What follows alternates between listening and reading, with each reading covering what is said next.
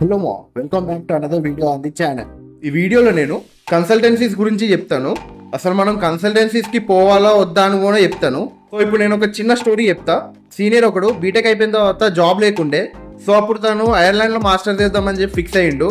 అంటే ఆ టైం నుంచే కొంచెం యూఎస్లో పొజిషన్ బాగాలే అని చెప్పేసి ఐర్లాండ్కి మార్చుకున్నాడు. ఆయన ఫ్రీ ఆఫ్ కాస్ట్తో ప్రాసెస్ అంతా చేస్తామంటే టెంప్ట్ అయ్యి జాయిన్ అయ్యాడు. సో తను ఏం కాలేజ్కి పోదాం, ఏం కోర్స్ తీసుకుందాం అని చెప్పి కూడా రీసెర్చ్ చేయలే. మొత్తం కన్సల్టెన్సీ మీద భారం వేసిండు. సో కన్సల్టెన్సీ వాళ్ళు వీడికున్న బతకాన్ని చూసి అప్లికేషన్ ఫీ వేవర్స్ ఉన్న కాలేజ్తో పాటు అప్లికేషన్ ఫీ పే చేయాల్సిన కాలేజెస్ కూడా అప్లై చేశారు కావాలని. అక్కడైతే కొంచెం అమౌంట్ బొక్కబడది. ఇది ఒక యూనివర్సిటీలో అయితే అడ్మిట్ వచ్చింది. మనోడి ప్రొఫైల్కి ది బెస్ట్ కాలేజ్ ఇదని చెప్పి వాళ్ళు చెప్పారు.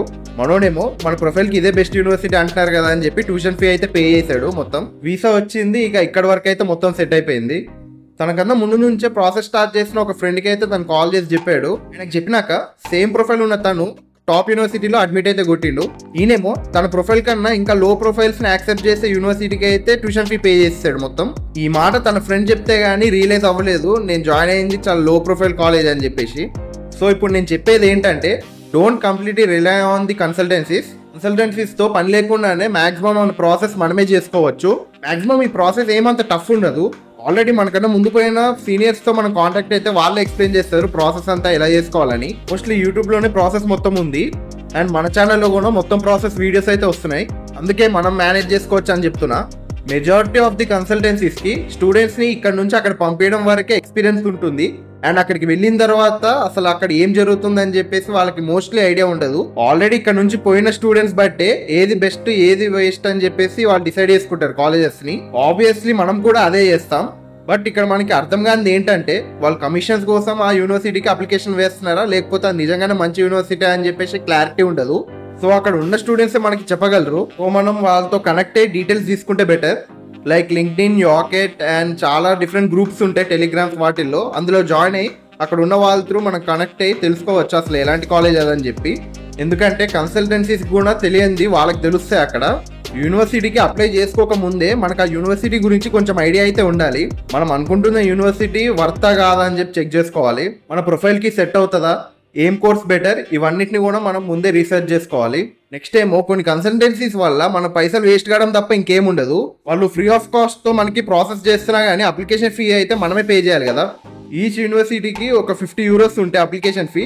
అలా మనం మాక్సిమం 5 యూనివర్సిటీస్కి అప్లై చేస్తాం కాబట్టి అక్కడనే మనకి 25,000 అయిపోతుంది. కొన్ని కన్సల్టెన్సీస్ కొన్ని యూనివర్సిటీస్కి ఫ్రీగా అప్లికేషన్ వేస్తామంటారు. అలా అయితే మనం కొన్ని కన్సిడర్ చేయొచ్చు. ఎందుకంటే దానివల్ల మనకు పోయేదేం ఉండదు కాబట్టి. ఐర్లాండ్లో మాస్టర్స్ చేయడానికి మీకు ఆ ప్రాసెస్ తెలియకపోతే మన వీడియోలోనే మాక్సిమం కవర్ చేస్తున్నాను నేను. ఈ వీడియోస్ చూసినాకైతే మీకే అర్థమైపోతుంది ప్రాసెస్ ఎలా చేసుకోవాలని చెప్పేసి. కానీ మీకు టైం లేదు, మిస్టేక్స్ అయితే ఏమో అని చెప్పి భయంగా ఉంటే అప్పుడు మీరు ఒక కన్సల్టెన్సీని కాంటాక్ట్ అవ్వచ్చు.